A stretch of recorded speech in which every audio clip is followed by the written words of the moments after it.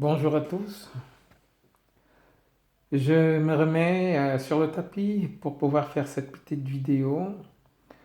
Au constat, comme je le disais la dernière fois, que certains sont déterminés par leur marche, par leur sorte de révolte à vendre l'étiquette de notre pays.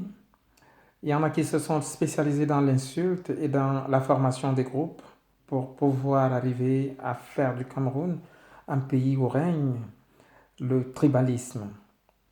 Les spécialistes de l'insulte sont là. Il y en a qui ont même perdu la considération des anciens.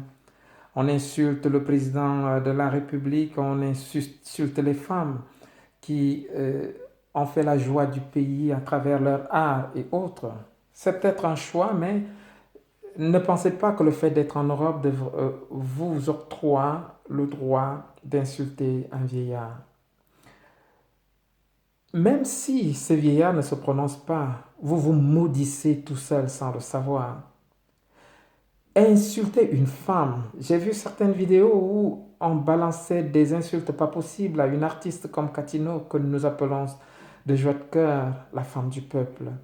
C'est vraiment ignoble qu'un jeune homme puisse insulter une femme comme sa mère. C'est un peu comme insulter sa propre maman. Ou que quelqu'un qui n'a même jamais été chef de classe pendant sa vie estudiantine se permette d'insulter un chef de l'État. C'est le monde à l'envers. Mais nous acceptons ces choses-là parce que c'est l'Europe, parce que nous sommes en temps de démocratie. Et l'Église qui, dans son mutisme, ne se prononce guère, c'est un peu surprenant. Je me demande si notre Église est là seulement pour se prononcer sur des problèmes économiques, sur des problèmes politiques. Jamais je n'ai entendu un homme d'Église dire on organise une journée de jeûne nationale. Mais ce sont des choses qu'on devrait faire en ce temps de trouble. Il y en a qui se sont spécialisés dans l'art de prophétiser sur le président de la République. Dire que le président de la République va mourir, mais c'est logique, il va mourir, il n'est pas éternel, c'est un vieillard. C'est un peu comme dire à quelqu'un à 11h30, tu vas manger à midi, je prophétise que tu vas manger à midi. Ce n'est pas une prophétie. C'est pas une prophétie, c'est un constat clair. Il est d'un certain âge et à tout moment, il pourrait clamser. Et ce qui est sûr, c'est qu'il a de beaux jours encore devant lui. Peut-être pas autant de temps que cela. Il y en a qui se disent, comme il a dit, je vous donne rendez-vous dans 20 ans et que maintenant c'est probablement autour de la vingtaine. Alors ils font leur petite mathématique et se disent, bon voilà, il est temps, maintenant je vais prophétiser. Il ne va pas atteindre tel jour, il ne va pas atteindre telle heure. C'est banal, toutes ces choses-là. Mettons-les de côté. Et suivons les vrais hommes de Dieu. Ils sont là, dans ce Cameroun. Moi, Dieu dit dans les temps de la fin, lui-même, il va répandre sur qui il veut les dons de l'Esprit Saint. Et on n'a forcément pas besoin d'avoir de grands diplômes, d'avoir fait une formation comme pasteur ou d'avoir étudié de la théologie pour devenir homme de Dieu. Dieu n'a pas besoin de ça. Il peut élever sous vos pieds, vous qui avez de gros diplômes, quelqu'un qui n'a même jamais su comment écrire son nom. Moi, j'ai vu une vidéo d'une certaine dame du Congo qui n'avait jamais été à l'école et qui a visité le ciel et l'enfer. Et aujourd'hui, cette femme lit la Bible après cette expérience-là. Ça participe de l'ordre des choses des temps de la fin. Dieu lui dit dans Joël 2 au verset 28, je pense, je répandrai mon esprit sur toute chair.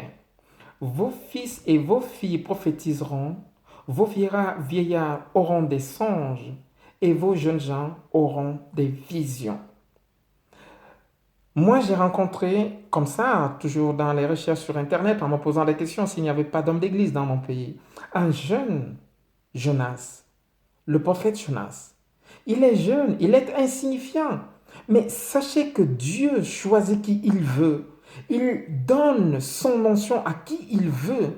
Il donne les dons de l'Esprit Saint à qui il veut. Il est souverain là-dessus.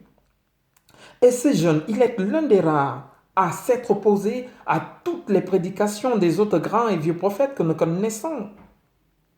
Il a donné des prophéties qui sont avérées exactes jusqu'à ce jour. Moi, je pense il mérite d'être connu, Jonas. De son nom sur YouTube, il suffit de taper PPMA et vous avez ces vidéos. Allez, et Écoutez les enseignements de ce jeune. J'ai même pu relever son numéro de téléphone et je pense qu'il mérite d'être publié. C'est le 237 00237 6 97 59 94 59.